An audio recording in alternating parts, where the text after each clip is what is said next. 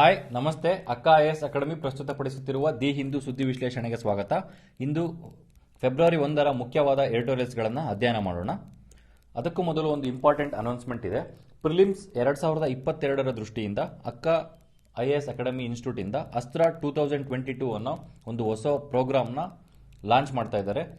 Prelims ಅನ್ನು 5 ಬಾರಿ clear ಮಾಡಿರುವಂತಹ ಪ್ರಶಾಂತ್ ಸರ್ ಅವರ ಗೈಡೆನ್ಸ್ ಅಲ್ಲಿ ಈ ಪ್ರೋಗ್ರಾಮ್ ಇರುತ್ತೆ. ನೋಡಿ, ನಿಮಗೆ ಕಂಪ್ಲೀಟ್ ಎಕ್ಸ್ಪರ್ಟ್ ಗೈಡೆನ್ಸ್ ಈ ಪ್ರೋಗ್ರಾಮ್ ಅಲ್ಲಿ ಸಿಗುತ್ತೆ. ಇದರಲ್ಲಿ ಇಂಪಾರ್ಟೆಂಟ್ ಯಾವ್ಯಾವ ಫೀಚರ್ಸ್ ಇದೆ ಅಂದರೆ, ಅಸ್ತ್ರ ನೋಟ್ಸ್ ಅಂತ ಒಂದು ಕಂಪ್ಲೀಟ್ ನೋಟ್ಸ್ ಅನ್ನ ಎಲ್ಲ ವಿದ್ಯಾರ್ಥಿಗಳಿಗೂ ಇದರಲ್ಲಿ ಪ್ರೊವೈಡ್ ಮಾಡ್ತಾರೆ. ಇದರಲ್ಲಿ ಎಲ್ಲ ಸಬ್ಜೆಕ್ಟ್, ಸ್ಟ್ಯಾಟಿಕ್ ಸಬ್ಜೆಕ್ಟ್ಗಳು ಏನೇನಿದೆ, ಹಿಸ್ಟ್ರಿ ಆಗಿರ್ಬೋದು, ancient history, medieval history, modern history, geography, Indian polity, economics, environment, complete subjects ಏನೇನಿದೆ ಎಲ್ಲ ಸಬ್ಜೆಕ್ಟ್ಗಳು, ಮತ್ತೆ ಈ ವರ್ಷದ ಇಂಪಾರ್ಟೆಂಟ್ ಕರೆಂಟ್ ಅಫೇರ್ಸ್ ಏನೇನಿದೆ ಎಲ್ಲ ಮೆಟೀರಿಯಲ್ ಸಹ ಒಂದೇ ಅಸ್ತ್ರ ನೋಟ್ಸ್ ಅನ್ನೋ ಒಂದು ನೋಟ್ಸ್ ಕಂಪೈಲೇಷನ್ ಅಲ್ಲಿ ನಿಮಗೆ ಸಿಗುತ್ತೆ. ಇದನ್ನ ನೀವು ಓದಿದ್ರೆ ಬೇರೆ ಯಾವುದೇ ಮೆಟೀರಿಯಲ್ ಓದೋ ಅವಶ್ಯಕತೆ ಇರೋದಿಲ್ಲ. ಕಂಪ್ಲೀಟ್ ಎಕ್ಸ್ಪರ್ಟ್ಸ್ ಇದನ್ನ ತಯಾರು ಮಾಡಿ ಎಕ್ಸಾಮ್ ದೃಷ್ಟಿಯಿಂದ ಲಾಸ್ಟ್ 20 ವರ್ಷಗಳ ಕ್ವಶನ್ ಪೇಪರ್ನ ಅನಲೈಸ್ ಮಾಡಿ ಎಕ್ಸಾಮ್ಗೆ ಯಾವುದು ಇಂಪಾರ್ಟೆಂಟ್ ಅನ್ನೋ ದೃಷ್ಟಿಯಿಂದ ಈ ನೋಟ್ಸ್ ಅನ್ನ ಪ್ರಿಪೇರ್ ಮಾಡಲಾಗಿದೆ. ಮತ್ತು ಪ್ರತಿದಿನವೂ ಸಹ ಡೈಲಿ ಮಾರ್ಕ್ ಟೆಸ್ಟ್ ಇರುತ್ತೆ ಈ ಪ್ರೋಗ್ರಾಮ್ ಅಲ್ಲಿ. ಅಂದ್ರೆ ಪ್ರತಿದಿನ ವಿದ್ಯಾರ್ಥಿಗಳಿಗೆ ತಾವು ಓದಿರುವಂತಹ ಸಬ್ಜೆಕ್ಟ್ಸ್ ಏನೇನಿದೆ ಅದನ್ನ ಟೆಸ್ಟ್ ಮಾಡ್ಕೊಳ್ಳೋದಕ್ಕೆ ಮಾರ್ಕ್ ಟೆಸ್ಟ್ ಇರುತ್ತೆ. ಮತ್ತೆ ಅದೇ ರೀತಿ ಓಲ್ಡ್ ಕ್ವಶನ್ ಪೇಪರ್ ಸಹ ಸಾಲ್ವ್ ಮಾಡಿಸಲಾಗುತ್ತೆ. ಡೈಲಿ ಅಸೈನ್ಮೆಂಟ್ಸ್ ನ ಕೊಡ್ತಾರೆ ಟಾರ್ಗೆಟ್ ಕಂಪ್ಲೀಟ್ ಮಾಡೋದಕ್ಕೆ. ಮತ್ತೆ ಏನೇ ಮಿಸ್ಟೇಕ್ಸ್ ಮಾಡಿದ್ರು ವಿದ್ಯಾರ್ಥಿಗಳು ಆ ತಪ್ಪುಗಳನ್ನು ತಿದ್ಕೊಳ್ಳೋದಕ್ಕೆ 1-to-1 ಎಕ್ಸ್ಪರ್ಟ್ ಗೈಡೆನ್ಸ್ ಇರುತ್ತೆ. ಆಲ್ರೆಡಿ ಕ್ಲಿಯರ್ ಆಗಿರುವಂತಹ ಮತ್ತೆ ಪ್ರಿಲಿಮ್ಸ್ ಅನ್ನು ಅತಿ ಹೆಚ್ಚು ಮಾರ್ಕ್ಸ್ ತೆಗೆದಿರುವಂತಹ ಮೆಂಟರ್ಸ್ ಇಂದ ನಿಮಗೆ ಡೈಲಿ ಗೈಡೆನ್ಸ್ ಸಹ ಇದರಲ್ಲಿ ಅವೈಲೇಬಿಲಿಟಿ ಇರುತ್ತೆ. ಮತ್ತೆ ನೀವು ಏನೇ ತಪ್ಪು ಮಾಡಿದ್ರು ಪ್ರತಿ ಟೆಸ್ಟ್ ಅಲ್ಲಿ ಅನಾಲಿಸಿಸ್ ಮಾಡೋದಕ್ಕೆ, ಪರ್ಫಾರ್ಮೆನ್ಸ್ ಅನಾಲಿಸಿಸ್ ಮಾಡಿ ಒಂದು ಶೀಟ್ ನ ಸಪರೇಟ್ ಆಗಿ ರೆಡಿ ಮಾಡಿ ಅದರಲ್ಲಿ ನಿಮ್ಮ ಡ್ರಾಬ್ಯಾಕ್ಸ್ ಏನೇನಿದೆ, ತಪ್ಪುಗಳು ಏನೇನಿದೆ ಅನ್ನೋದನ್ನ ಅಲ್ಲಿ ಸರಿಪಡಿಸಿ ನೆಕ್ಸ್ಟ್ ಟೆಸ್ಟಿಗೆ ಅದನ್ನ ಇಂಪ್ರೂವ್ಮೆಂಟ್ ಮಾಡ್ಕೊಳ್ಳೋದಕ್ಕೆ ಸಹಾಯ ಕೂಡ ಇದರಲ್ಲಿ ಮಾಡ್ತಾರೆ. ಓವರ್ ಆಲ್ ನೀವು ಕಂಪ್ಲೀಟ್ ಪ್ರಿಲಿಮ್ಸ್ ಎಕ್ಸಾಮಿನೇಷನ್ ಬರೆಯೋದ್ರೊಳಗೆ 5 ಬಾರಿ ನಿಮ್ಮ ಎಂಟೈರ್ ಸಿಲೆಬಸ್ ಅನ್ನ ರಿವಿಷನ್ ಮಾಡೋದಕ್ಕೆ ಈ ಪ್ರೋಗ್ರಾಮ್ ನ ಲಾಂಚ್ ಮಾಡಲಾಗಿದೆ. Complete 5 full length test series ಸಹ ಇದೆ.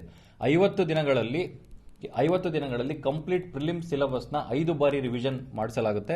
ಮತ್ತೆ ಪ್ರತಿದಿನವೂ ಸಹ ಡೈಲಿ ಮಾರ್ಕ್ ಟೆಸ್ಟ್ ಗಳ ಮೂಲಕ ಇಂಪ್ರೂವ್ಮೆಂಟ್ ಮಾಡ್ಕೊಳ್ಳೋದಕ್ಕೆ ಅವಕಾಶವನ್ನು ಇದರಲ್ಲಿ ಕಲ್ಪಿಸಿಕೊಡಲಾಗಿದೆ. ಹಾಗಾಗಿ ಇದು ಮೋಸ್ಟ್ ಇಂಪಾರ್ಟೆಂಟ್ ಪ್ರೋಗ್ರಾಮ್ ಇದೆ. ಯಾರ್ಯಾರು ಆಸಕ್ತ ವಿದ್ಯಾರ್ಥಿಗಳಿದ್ದಾರೆ ಅವರು ಈ ಕೆಳಗಡೆ ಇರುವ ನಂಬರ್ ಅನ್ನ ಕಾಂಟ್ಯಾಕ್ಟ್ ಮಾಡಬಹುದು. ಇದು ಅಸ್ತ್ರ 2022 ಅನ್ನೋ ಇಂಪಾರ್ಟೆಂಟ್ ಪ್ರೋಗ್ರಾಮ್ ಕುರಿತಾಗಿ ಇದು ಇದೆ ನೋಡಿ. ವಿದ್ಯಾರ್ಥಿಗಳು ಈ ನಂಬರ್ಗೆ ಫೋನ್ ಮಾಡಿ ಇನ್ನು ಹೆಚ್ಚಿನ ಮಾಹಿತಿಯನ್ನು ಇದರ ಮೂಲಕ ಪಡಿಬಹುದು. ಇನ್ನು ಇಂದಿನ ಆರ್ಟಿಕಲ್ಗಳನ್ನು ನಾವು ಡಿಸ್ಕಸ್ ಮಾಡೋದಾದ್ರೆ, ಮೊದಲನೇ ಆರ್ಟಿಕಲ್ ಸುಪ್ರೀಂ ಕೋರ್ಟ್ ಕುರಿತಾದಂತಹ ಆರ್ಟಿಕಲ್. ಇದನ್ನ ನೀವು ಜನರಲ್ ಸ್ಟಡೀಸ್ ಪೇಪರ್ 2 ದೃಷ್ಟಿಯಿಂದ ಗಮನಿಸಬಹುದು. ಇದರಲ್ಲಿ ಏನೇನಿದೆ ಅಂತಂದ್ರೆ, ಒಂದು ಡೆಮೋಕ್ರಸಿಯಲ್ಲಿ, ಪ್ರಜಾಪ್ರಭುತ್ವ ವ್ಯವಸ್ಥೆಯಲ್ಲಿ ಒಂದು ಹೈಯರ್ ಕೋರ್ಟ್ ಏನಿದೆ ಸುಪ್ರೀಂ ಕೋರ್ಟ್, ಅದರ ರೋಲ್ ಏನು, ಅದರ ಫಂಕ್ಷನ್ಸ್ ಏನು, ಇದಕ್ಕೆ ನೋಡಿ ಒಂದು ಇಂಟ್ರಡಕ್ಷನ್ಗಳಲ್ಲಿ ಎಕ್ಸಾಮ್ ಆನ್ಸರ್ನಲ್ಲಿ ಬಳಸ್ಕೊಳ್ಳೋದಕ್ಕೆ ಒಬ್ಬ ಅಮೆರಿಕನ್ ಲಾಯರ್ ಜೇಮ್ಸ್ ಬೆಕ್ ಅನ್ನೋವಂಥವ್ರು US ಸುಪ್ರೀಂ ಕೋರ್ಟ್ ಕುರಿತಾಗಿ ಒಂದು ಮಾತನ್ನ ಹೇಳಿದ್ರು. ಅಂದ್ರೆ ಆ ಕೋರ್ಟ್ ಏನಿದೆ ಅಂತಂದ್ರೆ, ಪ್ರತಿಯೊಬ್ಬ ಪ್ರಜೆಯ ಜಸ್ಟಿಸ್, ನ್ಯಾಯ ಮತ್ತೆ ಸ್ವಾತಂತ್ರ್ಯವನ್ನು ಕಾಪಾಡೋದಕ್ಕೆ ಇರುವಂತಹ ಇನ್ಸ್ಟಿಟ್ಯೂಷನ್ ಸುಪ್ರೀಂ ಕೋರ್ಟ್ ಅಂತ.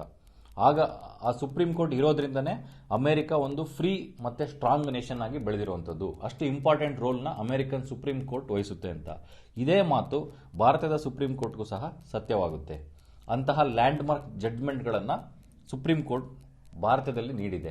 ಅದಕ್ಕೆ ಕೆಲವು ಎಕ್ಸಾಂಪಲ್ಗಳನ್ನ, ಉದಾಹರಣೆಗಳನ್ನು ನಾವು ನೋಡೋದಾದ್ರೆ, ನೋಡಿ 5 ಇಂಪಾರ್ಟೆಂಟ್ ಡಿಸಿಷನ್ಸ್ಗಳನ್ನು ನೀವು ಎಕ್ಸಾಂಪಲ್ ಅಲ್ಲಿ ನೋಡಬಹುದು. ಆದ್ರೂ ಕೂಡ ಇಂಥ ಇಂಪಾರ್ಟೆಂಟ್ ಡಿಸಿಷನ್ಸ್ ತೆಗೆದುಕೊಂಡ್ರೂ ಕೂಡ ಇನ್ನೂ ಕೆಲವು ಸಮಸ್ಯೆಗಳಿವೆ, ಚಾಲೆಂಜಸ್ಗಳಿವೆ. ಅದನ್ನ ಬಗೆಹರಿಸಬೇಕಾಗಿರೋದು ಯಾವ್ಯಾವ ರೀತಿ ಅಂತ ಈ ಆರ್ಟಿಕಲ್ ಅಲ್ಲಿ ಹೇಳಿದ್ದಾರೆ. ಮೊದಲಿಗೆ ಇಂಪಾರ್ಟೆಂಟ್ ಡಿಸಿಷನ್ಸ್ ಅಂದ್ರೆ, ನೀವು ಜುಡಿಷಿಯಲ್ ಆಕ್ಟಿವಿಸಮ್ ಅನ್ನೋ ಟಾಪಿಕ್ ಅಲ್ಲೂ ಕೂಡ ಎಕ್ಸಾಂಪಲ್ಗಳಲ್ಲಿ ಈ ಜಡ್ಜ್ಮೆಂಟ್ಗಳನ್ನು ಬಳಸ್ಕೋಬೇಕು.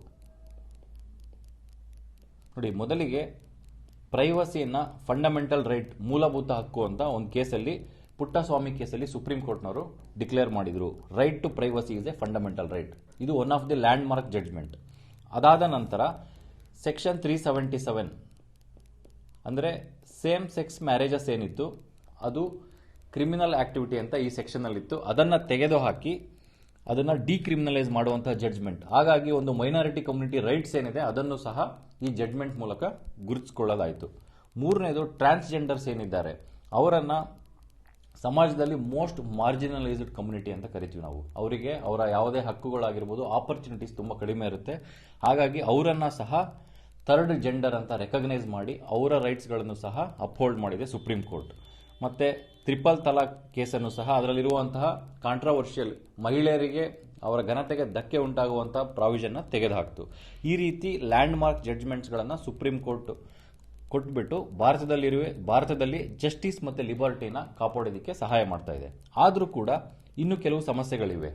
ಒಂದು ನೋಡಿ, ವಿಧಿ ಸೆಂಟರ್ ಫಾರ್ ಲೀಗಲ್ ಪಾಲಿಸಿ ಅನ್ನೋ ಒಂದು ಸಂಸ್ಥೆ, ಅದರ ಕೆಲಸ ಏನು ಅಂತಂದ್ರೆ ಸುಪ್ರೀಂ ಕೋರ್ಟಲ್ಲಿ ಯಾವ್ಯಾವ ಕೇಸಸ್ಗಳು ಪೆಂಡಿಂಗ್ ಇವೆ, ಯಾವ್ಯಾವ ಇಂಪಾರ್ಟೆಂಟ್ ಕೇಸಸ್ ಎಷ್ಟು ವರ್ಷಗಳಿಂದ ಪೆಂಡಿಂಗ್ ಇವೆ ಅನ್ನೋದನ್ನು ಟ್ರ್ಯಾಕ್ ಮಾಡುವಂಥ ಸಂಸ್ಥೆ ಇದು. ಅದರ ಪ್ರಕಾರ ಸುಪ್ರೀಂ ಕೋರ್ಟಲ್ಲಿ ಈಗಲೂ ಕೂಡ ಈಗ ಕಾನ್ಸ್ಟಿಟ್ಯೂಷನ್ ಬೆಂಚ್ ಇಂಪಾರ್ಟೆಂಟ್ ಕೇಸಸ್ಗಳನ್ನು 5 ಜಡ್ಜ್ಗಳು ಇರುವಂತಹ ಕಾನ್ಸ್ಟಿಟ್ಯೂಷನ್ ಬೆಂಚ್ಗೆ ಕೇಸಸ್ಗಳನ್ನು ಟ್ರಾನ್ಸ್ಫರ್ ಮಾಡ್ತಾರೆ. ಅಂತಹ ಕಾನ್ಸ್ಟಿಟ್ಯೂಷನ್ ಬೆಂಚಲ್ಲಿ 25 ಇಂಪಾರ್ಟೆಂಟ್ ಕೇಸಸ್ಗಳು ಈಗಲೂ ಕೂಡ ಪೆಂಡಿಂಗ್ ಇವೆ ಹಲವಾರು ವರ್ಷಗಳಿಂದ. ಸೊ ಈ ಮೇನ್ ಕೇಸಸ್ ಕೆಳಗಡೆಗೆ ಸುಮಾರು 200ಕ್ಕೂ ಅಧಿಕ ಕೇಸಸ್ಗಳು ಈ ಜಡ್ಜ್ಮೆಂಟ್ ಮೇಲೆ ಡಿಪೆಂಡ್ ಆಗಿವೆ. ಅಂತಹ ಇಂಪಾರ್ಟೆಂಟ್ ಕೇಸಸ್ಗಳು ಈಗಲೂ ಸಹ ಪೆಂಡಿಂಗ್ ಇವೆ. ಇದರಿಂದ ಏನಾಗ್ತಾ ಇದೆ ಅಂತಂದ್ರೆ ಸಿಟಿಸನ್ಸ್ ಯಾರ್ಯಾರಿದ್ದಾರೆ ನಾಗರಿಕರು ಅವರ ಮೂಲಭೂತ ಹಕ್ಕುಗಳಿಗೆ ಧಕ್ಕೆ ಆಗ್ತಾ ಇದೆ. ಅಂದ್ರೆ ನಮ್ಮ over all core Republican values ಏನಿದೆ ಭಾರತದ್ದು ಅದು ಅಪ್ಹೆಲ್ಡ್ ಆಗಬೇಕು ಅಂದ್ರೆ ಜಸ್ಟಿಸ್ ಯಾವಾಗಲೂ ಕ್ವಿಕ್ ಆಗಿ ಆಗಬೇಕು. ಹಾಗಾಗಿ ಇಂಪಾರ್ಟೆಂಟ್ ಡಿಸಿಷನ್ಸ್ಗಳು ಏನಿದೆ ಅದನ್ನ ತ್ವರಿತಗತಿಯಲ್ಲಿ ಡಿಸಿಷನ್ ತೆಗೆದುಕೊಳ್ಬೇಕು. ಈಗಲೂ ಸಹ ಇಷ್ಟೊಂದು ಪೆಂಡಿಂಗ್ ಕೇಸಸ್ ಭಾರತದ ಒಂದು ಉಚ್ಚ ನ್ಯಾಯಾಲಯದಲ್ಲಿ ಈಗಲೂ ಕೂಡ ಪೆಂಡಿಂಗ್ ಇದೆ ಅಂತ ಇದರಲ್ಲಿ ಹೇಳಿದ್ದಾರೆ. ಸೊ ಅವು ಯಾವ್ಯಾವ ಕೇಸಸ್ ಇಂಪಾರ್ಟೆಂಟ್ ಕೇಸಸ್ ಪೆಂಡಿಂಗ್ ಇರೋದು ಅಂತ ನೋಡೋದಾದ್ರೆ ನೋಡಿ, ಸಿಟಿಜನ್ಶಿಪ್ ಅಮೆಂಡ್ಮೆಂಟ್ ಆಕ್ಟ್ 2019 ಅಂತ ಒಂದು ಆಕ್ಟ್ ಮಾಡಿದ್ರು. ಆ ಆಕ್ಟ್ನ ಮೂಲಕ ಮುಸ್ಲಿಂ ಕಮ್ಯುನಿಟಿಯನ್ನು ಬಿಟ್ಟು ಬೇರೆ ಎಲ್ಲ ಕಮ್ಯುನಿಟಿಗೆ ಸೇರುವಂತಹ ಜನರಿಗೆ ಬಾಂಗ್ಲಾದೇಶ, ಪಾಕಿಸ್ತಾನ ಮತ್ತು ಅಫ್ಘಾನಿಸ್ತಾನ ದೇಶಗಳಿಂದ ಬಂದಂಥವರಿಗೆ ಇಂಡಿಯನ್ ಸಿಟಿಜನ್ಶಿಪ್ನ ಕೊಡಬೇಕು ಅಂತ ಇದನ್ನ ಈ ಆಕ್ಟ್ನ ಮಾಡಿದ್ರು. ಇದನ್ನು ಸಹ ಸುಪ್ರೀಂ ಕೋರ್ಟ್ ಕೇಸಲ್ಲಿ ಫೈಲ್ ಮಾಡಲಾಯಿತು ಕೇಸು, ಅದು ಇನ್ನೂ ಸಹ ಪೆಂಡಿಂಗ್ ಇದೆ. ಮತ್ತೆ ಜಮ್ಮು ಕಾಶ್ಮೀರ ಕುರಿತಾದ ಆರ್ಟಿಕಲ್ 370 ಕೇಸ್ ಸಹ ಇನ್ನೂ ಪೆಂಡಿಂಗ್ ಇದೆ. ಮತ್ತೆ economically weaker sections EWS quota ಅನ್ನ ಮಾಡಿದ್ರು, ಅದು ಸಹ ಇನ್ನೂ ಪೆಂಡಿಂಗ್ ಇದೆ. ಅದು ಇಂಪ್ಲಿಮೆಂಟ್ ಆದರೂ ಸಹ ಇನ್ನೂ ಪೆಂಡಿಂಗ್ ಇದೆ. ಮತ್ತೆ ಇನ್ನೊಂದು ಇಂಪಾರ್ಟೆಂಟ್ ಕೇಸ್ ಯಾವುದು ಅಂತಂದ್ರೆ Vivek Narayan Sharma versus union of India case. ಇದು ಡಿಮಾನಿಟೈಸೇಷನ್ 500 ಮತ್ತೆ 1000 ರೂಪಾಯಿ ನೋಟ್ಗಳನ್ನ ಬ್ಲಾಕ್ ಮನಿ ತಡೆಯೋದಕ್ಕೋಸ್ಕರ ಡಿಮಾನಿಟೇಷನ್ ಮಾಡಿದ್ರು. ಇದರಿಂದ ಅನೇಕ ಸಮಸ್ಯೆಗಳು ಆದವು ಅಂತ ಇದನ್ನು ಸಹ ಕೇಸ್ ಫೈಲ್ ಮಾಡಿದ್ರು. ಈ ಕೇಸಿಂದು ಸಹ ಫೈನಲ್ ಜಡ್ಜ್ಮೆಂಟ್ ಬಂದಿಲ್ಲ. ಮತ್ತೆ ಎಲೆಕ್ಟ್ರಲ್ ಬಾಂಡ್ಸ್ ಏನಿದೆ, ಈ ಎಲೆಕ್ಟ್ರಲ್ ಬಾಂಡ್ಸ್ ಮೂಲಕ ಬೇರೆ ಬೇರೆ ಪೊಲಿಟಿಕಲ್ ಪಾರ್ಟೀಸ್ಗಳಿಗೆ ಫಂಡಿಂಗ್ ಮಾಡಬಹುದು. ಬಟ್ ಫಂಡಿಂಗ್ ಮಾಡಬೇಕಾದ್ರೆ ದೊಡ್ಡ ದೊಡ್ಡ ಕಂಪನಿಗಳು ಅನಾನಿಮಿಟಿ ಇರುತ್ತೆ. ಅಂದ್ರೆ ಯಾವ ಕಂಪನಿ ಯಾವ ಪಾರ್ಟಿಗೆ ಫಂಡ್ ಮಾಡ್ತಾ ಇದೆ ಅಂತ ಅದರಲ್ಲಿ ಆ ಬಾಂಡ್ಗಳಲ್ಲಿ ಮೆನ್ಷನ್ ಆಗಿರೋದಿಲ್ಲ. ಹಾಗಾಗಿ ಬ್ಲಾಕ್ ಮನಿನೂ ಸಹ ಅದರಲ್ಲಿ ಫಂಡ್ ಮಾಡಬಹುದು ಅಂತ ಅಲಿಗೇಷನ್ ಮಾಡಿ ಇದನ್ನು ಸಹ ಕೋರ್ಟಲ್ಲಿ ಹಾಕಿದ್ರು. ಇದು ಸರಿ ತಪ್ಪು ಯಾವುದೇ ಇದ್ರೂ ಫೈನಲ್ ಜಡ್ಜ್ಮೆಂಟ್ ಇನ್ನೂ ಬಂದಿಲ್ಲ. ಇನ್ನು ಹಲವಾರು ವರ್ಷಗಳಿಂದ ಇದು ನೋಡಿ, ಎಲೆಕ್ಟ್ರಲ್ ಬಾಂಡ್ ಸ್ಕೀಮ್ 4 ವರ್ಷಗಳಾದರೂ ಸಹ ಇನ್ನೂ ಕೇಸಸ್ ಪೆಂಡಿಂಗ್ ಅಲ್ಲೇ ಇದೆ. ಈ ರೀತಿ justice delayed is justice denied ಅಂತ ಒಂದು ಸ್ಟೇಟ್ಮೆಂಟ್ ಇದೆ. ಹಾಗಾಗಿ ಕ್ವಿಕ್ ಜಸ್ಟಿಸ್ ಸಿಗಬೇಕು ಅಂದ್ರೆ ಪೆಂಡಿಂಗ್ ಕೇಸಸ್ ಕಡಿಮೆ ಆಗಬೇಕು. ಈ ರೀತಿ ಇಂಪಾರ್ಟೆಂಟ್ ಕೇಸಸ್ ಏನಿದೆ ಇಂಥ ಕೇಸಸ್ಗಳಿಗೆ ತ್ವರಿತಗತಿಯಾಗಿ ಜಡ್ಜ್ಮೆಂಟ್ ಅನ್ನ ಕೊಡಬೇಕು ಅಂತ ಈ ಆರ್ಟಿಕಲ್ ಅಲ್ಲಿ ಹೇಳಿದ್ದಾರೆ. ಸೊ ಕನ್ಕ್ಲೂಷನ್ ಅಲ್ಲಿ ನೀವು ಗ್ರಾನ್ವಿಲ್ಲೆ ಆಸ್ಟಿನ್ ಇವರು ಒಬ್ಬ ಡಿಸ್ಟಿಂಗ್ವಿಶ್ಡ್ ಕಾನ್ಸ್ಟಿಟ್ಯೂಷನಲ್ ಸ್ಕಾಲರ್ ಅವ್ರು ಹೇಳೋದೇನು ಅಂತಂದ್ರೆ ಸುಪ್ರೀಂ ಕೋರ್ಟ್ನ ಮುಖ್ಯವಾದ ಕೆಲಸ ಅಂತಂದ್ರೆ custodian of the equality under law ಅಂತ ಹೇಳ್ತಾರೆ. ಅಂದ್ರೆ ಸಮಾನತೆಯನ್ನು ಕಾಪಾಡೋದು ಸುಪ್ರೀಂ ಕೋರ್ಟ್ನ ಮುಖ್ಯ ಉದ್ದೇಶ. ಹಾಗಾಗಿ ಎಲ್ಲ ಇಂಪಾರ್ಟೆಂಟ್ ಕೇಸ್ಗಳನ್ನ ಟೈಮ್ ಬೌಂಡ್ ಮ್ಯಾನರ್ ಅಲ್ಲಿ ಇಂಪ್ಲಿಮೆಂಟ್ ಮಾಡಿ ಜಸ್ಟಿಸ್ನ ದೊರಕುವಂತೆ ಮಾಡಬೇಕು. ಮತ್ತೆ ಸುಪ್ರೀಂ ಕೋರ್ಟ್ಗೆ ಇರುವಂತಹ ಜುಡಿಷಿಯಲ್ ರಿವ್ಯೂ ಪವರ್ ಏನಿದೆ ಅದನ್ನ ಎಫೆಕ್ಟಿವ್ ಆಗಿ ಬಳಸ್ಕೋಬೇಕು. ಆಗ ಮಾತ್ರ ಭಾರತದಲ್ಲಿರುವಂತಹ ಡೆಮೊಕ್ರೆಟಿಕ್ ಪ್ರಿನ್ಸಿಪಲ್ಸ್ ಎಫೆಕ್ಟಿವ್ ಆಗಿ ಅಪ್ಹೋಲ್ಡ್ ಆಗೋದಕ್ಕೆ ಸಾಧ್ಯ ಆಗುತ್ತೆ ಅಂತ ಈ ಆರ್ಟಿಕಲ್ ಅಲ್ಲಿ ಹೇಳಿದ್ದಾರೆ. ಸೊ ಇದನ್ನ ನೀವು ನೋಡಿ, ಇಂಪಾರ್ಟೆಂಟ್ ಜಡ್ಜ್ಮೆಂಟ್ಸ್ಗಳನ್ನ ಎಕ್ಸಾಂಪಲ್ಗಳಲ್ಲಿ ಬರೆಯೋದಕ್ಕೆ ನೋಟ್ ಮಾಡ್ಕೋಬೇಕು. ಮತ್ತೆ ಏನೇನು ಪೆಂಡಿಂಗ್ ಕೇಸಸ್, ಎಷ್ಟು ಪೆಂಡಿಂಗ್ ಕೇಸಸ್ ಇದೆ ಅಂತ ಆ ಫ್ಯಾಕ್ಟ್ ಅನ್ನು ಸಹ ನೋಟ್ ಮಾಡ್ಕೋಬೇಕು. ಮತ್ತೆ ಇಬ್ಬರು ಕಾನ್ಸ್ಟಿಟ್ಯೂಷನಲ್ ಎಕ್ಸ್ಪರ್ಟ್ ಹೇಳಿರುವಂತಹ ಸ್ಟೇಟ್ಮೆಂಟ್ಗಳನ್ನ ಇಂಟ್ರಡಕ್ಷನ್ ಮತ್ತೆ ಕನ್ಕ್ಲೂಷನ್ಗಳಲ್ಲಿ ಪೇಪರ್ 2 ಅಲ್ಲಿ ಪೊಲಿಟಿಯಲ್ಲೂ ಸಹ ಬಳಸಬಹುದು. ಮತ್ತೆ ಎಸ್ಸೆ ರೈಟಿಂಗ್ ಅಲ್ಲೂ ಸಹ ಜುಡಿಷಿಯರಿ ಕುರಿತಾದ ಪ್ರಶ್ನೆ ಬಂದ್ರೆ ಅಲ್ಲೂ ಸಹ ಈ ತರ ಕಾನ್ಸ್ಟಿಟ್ಯೂಷನಲ್ ಎಕ್ಸ್ಪರ್ಟ್ಸ್ ಏನ್ ಹೇಳಿದ್ದಾರೆ ಅನ್ನೋ ಸ್ಟೇಟ್ಮೆಂಟ್ಗಳನ್ನ ನೀವು ಬಳಸಬೇಕಾಗುತ್ತೆ.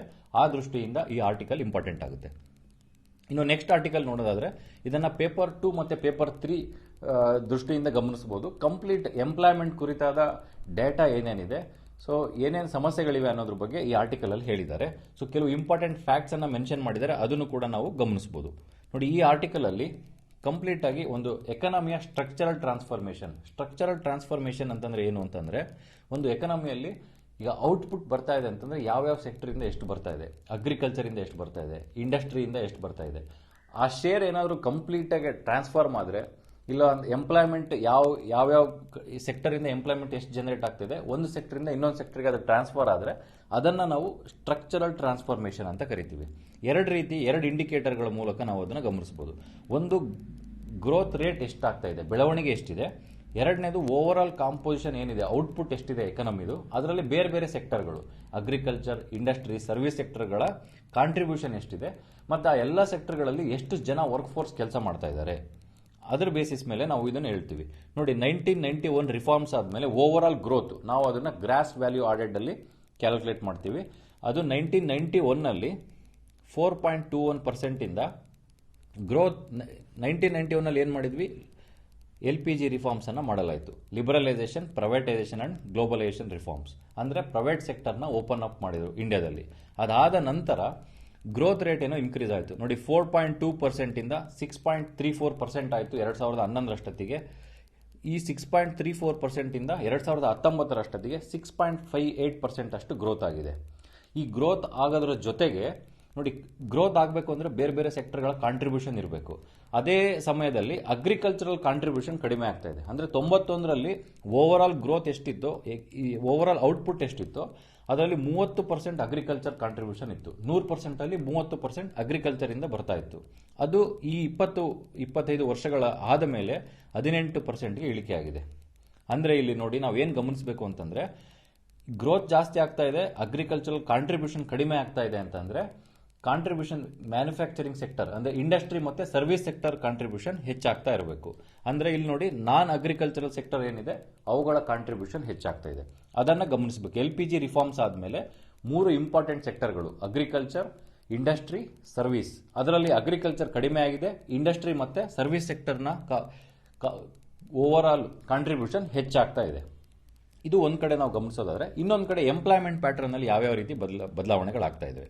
ನಾವು ಎಂಪ್ಲಾಯ್ಮೆಂಟ್ ಡೇಟಾನ ಮುಖ್ಯವಾಗಿ periodic labour force survey PLFS ಅಂತ ಒಂದು ಆನ್ಯುಯಲಿ ಪ್ರತಿ ವರ್ಷ ಸರ್ವೆ ಮಾಡ್ತಾ ಇದ್ದಾರೆ. 2017ರಿಂದ ಪ್ರಾರಂಭಿಸಿ ಆ ಸರ್ವೆನ ಮಾಡ್ತಾ ಇದ್ದಾರೆ. ಅದರ ಡೇಟಾ ಮೂಲಕ ನಾವು ಎಷ್ಟು ಎಂಪ್ಲಾಯ್ಮೆಂಟ್ ಸ್ಟೇಟಸ್ ಏನಿದೆ, ಅದರಲ್ಲಿ ಅರ್ಬನ್ ಎಂಪ್ಲಾಯ್ಮೆಂಟ್ ಎಷ್ಟಿದೆ, ಗ್ರಾಮೀಣ ಪ್ರದೇಶದಲ್ಲಿ ಎಂಪ್ಲಾಯ್ಮೆಂಟ್ ಎಷ್ಟಿದೆ, ಮೇಲ್ ಮತ್ತೆ ಫಿಮೇಲ್ ಎಂಪ್ಲಾಯ್ಮೆಂಟ್ ಎಷ್ಟಿದೆ, ಅವರ ನಡುವೆ ಗ್ಯಾಪ್ ಎಷ್ಟಿದೆ ಅಂತ ನಾವು ನೋಡಬಹುದು. ಅದ್ರ ಪ್ರಕಾರ ನೋಡಿ, ವರ್ಕರ್ ಟು ಪಾಪ್ಯುಲೇಷನ್ ರೇಷಿಯೋ ಅಂದ್ರೆ ಓವರ್ ಆಲ್ ಪಾಪ್ಯುಲೇಷನ್ ಎಷ್ಟಿದೆ ಭಾರತದ್ದು, ಅದರಲ್ಲಿ ಕೆಲಸ ಮಾಡ್ತಿರುವಂತ ಸಂಖ್ಯೆ ಹೆಚ್ಚಾಗಿದೆ. ಹೆಚ್ಚಾಗಿ ಈಗ 2019 38.2% ಅಷ್ಟು ಜಾಸ್ತಿ ಆಗಿದೆ. ಅಂದ್ರೆ ವರ್ಕರ್ಗಳು ಜಾಸ್ತಿ ಆಗ್ತಾ ಇದ್ದಾರೆ. ಇದರ ಅರ್ಥ ಏನು ಅಂತಂದ್ರೆ, ಎಂಪ್ಲಾಯ್ಮೆಂಟ್ ಅತಿ ತೀವ್ರಗತಿಯಲ್ಲಿ ಜನರೇಟ್ ಆಗ್ತಾ ಇದೆ, ವರ್ಕರ್ಸ್ಗಳಿಗೆ ಮಾಡೋಕ್ಕೆ ಕೆಲಸ ಸಿಗ್ತಾ ಇದೆ. ಯಾವ್ಯಾವ ಕಡೆಯಲ್ಲಿ ಅಂತಂದ್ರೆ ಅರ್ಬನ್ ಮತ್ತೆ ರೂರಲ್ ಏರಿಯಾಸ್ ಅಲ್ಲೂ ಎಂಪ್ಲಾಯ್ಮೆಂಟ್ ಜಾಸ್ತಿ ಆಗ್ತಿದೆ. ಮೇಲ್ ಮತ್ತೆ ಫಿಮೇಲ್ ಎಂಪ್ಲಾಯ್ಮೆಂಟ್ ಕೂಡ ಹೆಚ್ಚು ಜನರೇಟ್ ಆಗ್ತಾ ಇದೆ. ಮೊದಲಿಗೆ ನೋಡಿ, ಮೇಲ್ ಅಂದ್ರೆ ಗಂಡು ಮಕ್ಕಳು ಕೆಲಸ ಮಾಡೋರು ಹೆಚ್ಚು ಇರ್ತಿದ್ರು, ಮಹಿಳೆಯರಿಗೆ ಅವಕಾಶಗಳು ಕಡಿಮೆ ಇರ್ತಿದ್ವು. LPG ರಿಫಾರ್ಮ್ಸ್ ಆದ್ಮೇಲಿಂದ ಅದು ಸಹ ಗ್ಯಾಪ್ ಕಡಿಮೆ ಆಗ್ತಾ ಇದೆ ಅಂತ ರಿಪೋರ್ಟ್ ಅಲ್ಲಿ ಹೇಳಿದ್ದಾರೆ. ಅಂದ್ರೆ ಫಿಮೇಲ್ ವರ್ಕರ್ಸ್ ಪಾರ್ಟಿಸಿಪೇಷನ್ ಸಹ ಹೆಚ್ಚಾಗ್ತಾ ಇದೆ.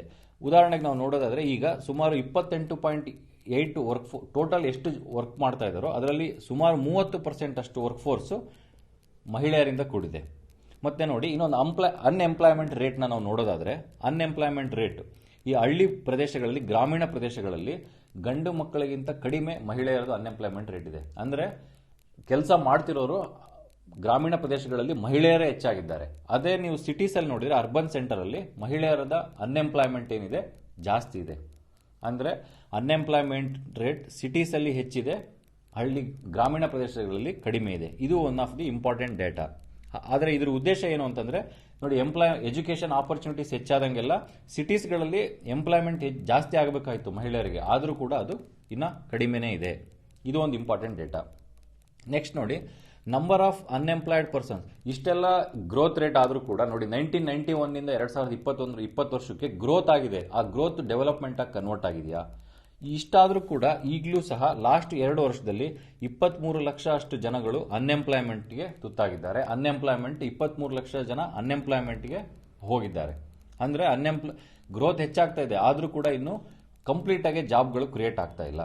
ಮತ್ತೆ ಓವರ್ ಆಲ್ ಕಾಂಪೋಸಿಷನ್ ಏನಿದೆ, ಈಗ ಪ್ರೆಸೆಂಟ್ ಓವರ್ ಆಲ್ ಔಟ್ಪುಟ್ ಅಲ್ಲಿ ಯಾವ್ಯಾವ ಸೆಕ್ಟರ್ ಅಲ್ಲಿ ಎಷ್ಟೆಷ್ಟು % ಅಷ್ಟು ಜನಗಳು ಕೆಲಸ ಮಾಡ್ತಿದ್ದಾರೆ ಅಂತಂದ್ರೆ ನೋಡಿ, 45.6% ಅಷ್ಟು ಅಗ್ರಿಕಲ್ಚರಲ್ ಕೆಲಸ ಮಾಡ್ತಾ ಇದ್ರೆ, 30% ಅಷ್ಟು ಸರ್ವಿಸ್ ಸೆಕ್ಟರ್ ಅಲ್ಲಿ ಕೆಲಸ ಮಾಡ್ತಾ ಇದ್ದಾರೆ, 23.7% ಅಷ್ಟು ವರ್ಕ್ ಫೋರ್ಸ್ ಇಂಡಸ್ಟ್ರಿಗಳಲ್ಲಿ ಕೆಲಸ ಮಾಡ್ತಾ ಇದ್ದಾರೆ. ಅಂದ್ರೆ ಸರ್ವಿಸ್ ಮತ್ತು ಇಂಡಸ್ಟ್ರಿಯಲ್ಲಿ ಓವರಾಲ್ ವರ್ಕರ್ಸ್ಗಳು ಕಡಿಮೆನೇ ಇದ್ದಾರೆ ಅಗ್ರಿಕಲ್ಚರಿಗೆ ಕಂಪೇರ್ ಮಾಡಿದರೆ. ನೋಡಿ, ವರ್ಕರ್ಸ್ ಕೆಲಸ ಮಾಡೋಂಥವ್ರು ಕಡಿಮೆ ಇದ್ದರೂ ಔಟ್ಪುಟ್ ಮಾತ್ರ ಅವುಗಳದ್ದು ಹೆಚ್ಚಾಗಿದೆ.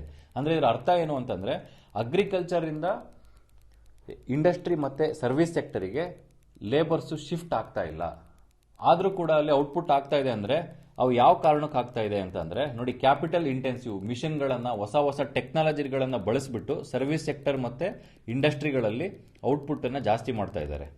ನೋಡಿ, ನೀವು ಮಿಷಿನ್ಗಳನ್ನು ಮತ್ತು ಟೆಕ್ನಾಲಜಿನ ಬಳಸಿ ಔಟ್ಪುಟ್ ಮಾಡಿದಾಗ ಭಾರತದಂಥ ದೇಶದಲ್ಲಿ ನಮ್ಮ ಭಾರತನ ಲೇಬರ್ ಇಂಟೆನ್ಸಿವ್ ಕಂಟ್ರಿ ಅಂತ ಕರಿತೀವಿ. ಅಂದರೆ ಬಹಳಷ್ಟು ಜನ ವರ್ಕರ್ಸ್ಗಳು ಕೆಲಸಕ್ಕೋಸ್ಕರ ಕಾಯ್ತಾ ಇರ್ತಾರೆ. ಅಂಥ ಟೈಮಲ್ಲಿ ನಾವು ಇವಾಗ artificial intelligence, internet of things, ಈ ರೀತಿ ಹೊಸ ಟೆಕ್ನಾಲಜಿಗಳನ್ನು ಬಳಸಿ ನಾವು ಔಟ್ಪುಟ್ ಜಾಸ್ತಿ ಮಾಡಿ ಪ್ರಾಫಿಟ್ ಜಾಸ್ತಿ ಮಾಡಿದರೆ ಕೆಲಸ ಯಾವ ರೀತಿ ಸಿಗುತ್ತೆ ಲೇಬರ್ಗಳಿಗೆ? ಈಗ ಅಗ್ರಿಕಲ್ಚರ್ ಕಾಂಟ್ರಿಬ್ಯೂಷನ್ ಸಹ ಕಡಿಮೆ ಆಗ್ತಾ ಇದೆ. ಇಂಥ ಟೈಮಲ್ಲಿ ನಾವು ಏನು ಮಾಡಬೇಕು? ಇದರಲ್ಲಿ ಒಂದು ಪರ್ಟಿಕ್ಯುಲರ್ ಡೈಕಾಟಮಿ ಕ್ರಿಯೇಟ್ ಆಗ್ತಾ ಇದೆ. ಅಂದರೆ ಇಂಡಸ್ಟ್ರಿ ಮತ್ತು ಸರ್ವಿಸ್ಗಳಿಂದ ಇನ್ಕಮ್ ಜಾಸ್ತಿ ಆಗ್ತಾ ಇದೆ, ಆದರೆ ಎಂಪ್ಲಾಯ್ಮೆಂಟ್ ಸೃಷ್ಟಿ ಆಗ್ತಾ ಇಲ್ಲ. ಹಾಗಾಗಿ ನಾವು ಏನು ಮೆಷರ್ಸ್ ತೆಗೆದುಕೊಳ್ಬೇಕು ಅಂದರೆ, ನಾವು ಕಂಪ್ಲೀಟಾಗಿ ನೋಡಿ, ಯಾವುದೇ ಒಂದು ದೇಶ ಡೆವಲಪಿಂಗ್ ಇಂದ ಡೆವಲಪ್ಡ್ ಕಂಟ್ರಿ ಆಗಬೇಕಾದ್ರೆ ಒಂದು ಸ್ಟ್ರಕ್ಚರಲ್ ಟ್ರಾನ್ಸ್ಫಾರ್ಮೇಷನ್ ಅಂತ ಫಸ್ಟಿಗೆ ಏನು ನೋಡಿದ್ವಿ ನಾವು, ಮೊದಲಿಗೆ ಅಗ್ರಿಕಲ್ಚರಲ್ ಸೆಕ್ಟರ್ನ ಶೇರ್ ಹೆಚ್ಚಾಗಿರುತ್ತೆ. ಅದು ಹೋಗ್ತಾ ಹೋಗ್ತಾ ಇಂಡಸ್ಟ್ರಿ ಸೆಕ್ಟರ್, ನಂತರ ಸರ್ವಿಸ್ ಸೆಕ್ಟರ್, ಈ ರೀತಿ ಅದರ ಬೆಳವಣಿಗೆ ಇರುತ್ತೆ. ಆದರೆ ಭಾರತದಲ್ಲಿ ಅಗ್ರಿಕಲ್ಚರ್ ಆದ ನಂತರ ಇಂಡಸ್ಟ್ರಿ ಸೆಕ್ಟರ್ ಏನಿದೆ ಅಲ್ಲಿ ಎಂಪ್ಲಾಯ್ಮೆಂಟ್ ಹೆಚ್ಚು ಕ್ರಿಯೇಟ್ ಆಗಲಿಲ್ಲ. ಡೈರೆಕ್ಟ್ ಆಗಿ ಸರ್ವಿಸ್ ಸೆಕ್ಟರಿಂದ ಕಾಂಟ್ರಿಬ್ಯೂಷನ್ ಹೆಚ್ಚಾಯಿತು. ಈಗಲೂ ಕೂಡ ಇಷ್ಟು ವರ್ಷಗಳಾದರೂ ಅಗ್ರಿಕಲ್ಚರಲ್ಲಿ 45% ಅಷ್ಟು ಜನ ಇನ್ವಾಲ್ವ್ ಆಗಿದ್ದಾರೆ. ಹಾಗಾಗಿ ನಾವು ಈ ಮ್ಯಾನುಫ್ಯಾಕ್ಚರಿಂಗ್ ಮತ್ತು ಸರ್ವಿಸ್ಗೆ ಹೆಚ್ಚು ಕಾನ್ಸಂಟ್ರೇಟ್ ಮಾಡೋದರ ಜೊತೆಗೆ ಅಗ್ರಿಕಲ್ಚರಲ್ ಡೆವಲಪ್ಮೆಂಟ್ ಮಾಡಲು ಸಹ ಮಾಡಬೇಕು. ಅಗ್ರಿಕಲ್ಚರ್ನ ಒಂದು ಪ್ರಾಫಿಟೇಬಲ್ ಪ್ರೊಫೆಷನ್ ಆಗಿ ಕ್ರಿಯೇಟ್ ಮಾಡಬೇಕು. ಅದಕ್ಕೆ ಸರ್ಕಾರ ಮೆಜರ್ಸ್ಗಳನ್ನು ತೆಗೆದುಕೊಳ್ಬೇಕು. ಅದರ ಜೊತೆಗೆ ಇಂಡಸ್ಟ್ರಿ ಮತ್ತು ಸರ್ವಿಸ್ ಸೆಕ್ಟರಲ್ಲಿ ಇನ್ಕಮ್ ಯಾವ ರೀತಿ ಕಾಂಟ್ರಿಬ್ಯೂಷನ್ ಆಗ್ತಾ ಇದೆ, ಅದೇ ರೀತಿ ಎಂಪ್ಲಾಯ್ಮೆಂಟ್ ಸಹ ಕ್ರಿಯೇಟ್ ಆಗೋ ರೀತಿ ಮಾಡಬೇಕು. ಅದಕ್ಕೋಸ್ಕರ ಮುಖ್ಯವಾಗಿ 3 ಮೆಜರ್ಸ್ನ ನಾವು ತೆಗೆದುಕೊಳ್ಬೇಕು. ಲೇಬರ್ ಲಾಸ್ಗಳನ್ನು ಬದಲಾಯಿಸಬೇಕು, ಅದರಲ್ಲಿ ರಿಫಾರ್ಮ್ಸ್ ತರಬೇಕು. ಆಗ ಹೆಚ್ಚು ಕಂಪ್ನಿಗಳು ಈಸಿಯಾಗಿ ಲೇಬರ್ಸ್ನ ರಿಕ್ರೂಟ್ ಮಾಡೋ ರೀತಿ ಲಾಸ್ನ ತರಬೇಕು. ಮತ್ತು ಯಾವುದೇ ಕಂಪ್ನಿಗಳಿಗೆ ಇನ್ಸೆಂಟಿವ್ ನಾವು ಕೊಟ್ಟರೆ ಸರ್ಕಾರದಿಂದ, ಅವರು ಎಷ್ಟು ಎಂಪ್ಲಾಯ್ಮೆಂಟ್ ಕ್ರಿಯೇಟ್ ಮಾಡಿದ್ದಾರೆ ಅದರ ಬೇಸಿಸ್ ಮೇಲೆ ಅವರಿಗೆ ಸಹಾಯವನ್ನು ಮಾಡಬೇಕು. 3ನೇದು ಲೇಬರ್ ಇಂಟೆನ್ಸಿವ್ ಸೆಕ್ಟರ್ಸ್, ಅಂದರೆ ಹೆಚ್ಚು ಜನರನ್ನು ಕೆಲಸಕ್ಕೆ ತೆಗೆದುಕೊಳ್ಳುವಂಥ ಸೆಕ್ಟರ್ಸ್ ಏನಿದೆ ಅದಕ್ಕೆ ಸರ್ಕಾರದಿಂದ ಸ್ಪೆಷಲ್ ಅಸಿಸ್ಟೆನ್ಸ್ ಕೊಡಬೇಕು. ಆಗ ಇನ್ಕಮ್ ಜೊತೆಗೆ ಏನಾಗುತ್ತೆ, ಎಂಪ್ಲಾಯ್ಮೆಂಟ್ ಸಹ ಕ್ರಿಯೇಟ್ ಆಗುತ್ತೆ ಅಂತ ನಾವು ನೋಡ್ಬೋದು. ಈ 3 ಇಂಪಾರ್ಟೆಂಟ್ ಮೆಜರ್ಸ್ ಸಹ ನೀವು ಗಮನಿಸಬೇಕು. ಇದರಿಂದ ಏನಾಗುತ್ತೆ, ಎಂಪ್ಲಾಯ್ಮೆಂಟ್ ಜನರೇಷನ್ ಆಗುತ್ತೆ. ಇದನ್ನು ಪೇಪರ್ 2 ಮತ್ತು ಪೇಪರ್ 3 ಎರಡರ ದೃಷ್ಟಿಯಿಂದ ನೀವು ಗಮನಿಸಬಹುದು. ಇದು 2ನೇ ಆರ್ಟಿಕಲ್. ಇದು ನೋಡಿ, ರಷ್ಯಾ ಮತ್ತು ನ್ಯಾಟೋ ಕುರಿತಾದ ಆರ್ಟಿಕಲ್ ಇದೆ. ಇದನ್ನು ಕಂಪ್ಲೀಟ್ ಡೀಟೇಲ್ಸ್ ಲಾಸ್ಟ್ ವೀಕಲ್ಲಿ ಇದರ ಎಲ್ಲ ಡೈಮೆನ್ಷನ್ಸ್ ಸಹ ಕವರ್ ಮಾಡಿದ್ದೀವಿ. ನ್ಯಾಟೋ ಯಾವ ರೀತಿ ಈಸ್ಟರ್ನ್ ಯುರೋಪಲ್ಲಿ ಎಕ್ಸ್ಪ್ಯಾನ್ಷನ್ ಆಯಿತು, ಅದರಿಂದ ರಷ್ಯಾಗೆ ಸೆಕ್ಯೂರಿಟಿ ಥ್ರೆಟ್ ಆಗಿರೋದ್ರಿಂದ ಯಾವ್ಯಾವ ರೀತಿ ಮೆಜರ್ಸ್ನ ತೆಗೆದುಕೊಂಡಿದೆ, ಜಾರ್ಜಿಯಾದಲ್ಲಿ ಯಾವ ರೀತಿ ಇನ್ವಾಲ್ವ್ ಆಗಿದೆ, ನಂತರ 2014ರಲ್ಲಿ ಯುಕ್ರೇನ್ ದೇಶದ ಕ್ರೀಮಿಯಾ ಭಾಗವನ್ನು ಯಾವ ರೀತಿ ಅನೆಕ್ಸೇಷನ್ ಮಾಡ್ಕೊಳ್ತೋದು, ಈಗ ಸಹ ರಷ್ಯಾ ಮತ್ತು ಯುಕ್ರೇನ್ ಬಾರ್ಡರಲ್ಲಿ ಕಂಪ್ಲೀಟ್ 1 ಲಕ್ಷ ಟ್ರೂಪ್ಸ್ಗಳನ್ನು ತಂದು ನಿಲ್ಲಿಸಿದೆ. ಹಾಗಾಗಿ ವಿಯೆನ್ನಾದಲ್ಲಿ ಮಾತುಕತೆಗಳು ನಡೀತಾ ಇವೆ. ನೋಡಿ, ವಿಯೆನ್ನಾ ಟಾಕ್ಸ್ ಅಂತ ಬಂದರೆ ಅದು ಸಹ ರಷ್ಯಾ ಮತ್ತು ಅಮೆರಿಕ ಇಲ್ಲ ನ್ಯಾಟೋ ಕುರಿತಾದ ಒಂದು ಶಾಂತಿಯ ಒಪ್ಪಂದದ ಮಾತುಕತೆ. ಪ್ರಿಲಿಮ್ಸ್ ದೃಷ್ಟಿಯಿಂದ ಸಹ ಇದನ್ನು ನೀವು ಗಮನಿಸಬಹುದು. ಈ ಎಲ್ಲ ಆಸ್ಪೆಕ್ಟ್ಗಳನ್ನು ಇಲ್ಲಿ ಕೊಟ್ಟಿದ್ದಾರೆ. ಇದನ್ನು ಕಂಪ್ಲೀಟ್ ಆಗಿ ನಾವು ಪ್ರೀವಿಯಸ್ ವಿಡಿಯೋಸಲ್ಲಿ ವಿತ್ ಮ್ಯಾಪ್ಸ್ ಡಿಸ್ಕಸ್ ಮಾಡಿದ್ದೀವಿ. ಸೊ ಇದನ್ನು ಸಹ ನೀವು ಪ್ರೀವಿಯಸ್ ವಿಡಿಯೋವನ್ನು ಗಮನಿಸಬಹುದು.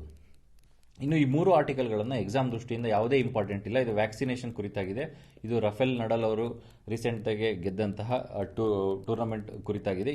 ಇದು ಸಹ ಈ ಏರ್ ಇಂಡಿಯಾವನ್ನು ಟಾಟಾ ಕಂಪ್ನಿ ಶೇರ್ ಹೋಲ್ಡಿಂಗ್ ಪಡೆದಿದೆಯಲ್ಲ ಅದ್ರ ಕುರಿತಾಗಿದೆ. ಸೊ ಎಕ್ಸಾಮ್ ದೃಷ್ಟಿಯಿಂದ ಇಂಪಾರ್ಟೆಂಟ್ ಪಾಯಿಂಟ್ಸ್ ಯಾವ ಆರ್ಟಿಕಲಲ್ಲೂ ಸಹ ಇಲ್ಲ. ಹಾಗಾಗಿ ಈ ಎಲ್ಲ ಆರ್ಟಿಕಲ್ಗಳನ್ನು ನೆಗ್ಲೆಕ್ಟ್ ಮಾಡ್ಬೋದು.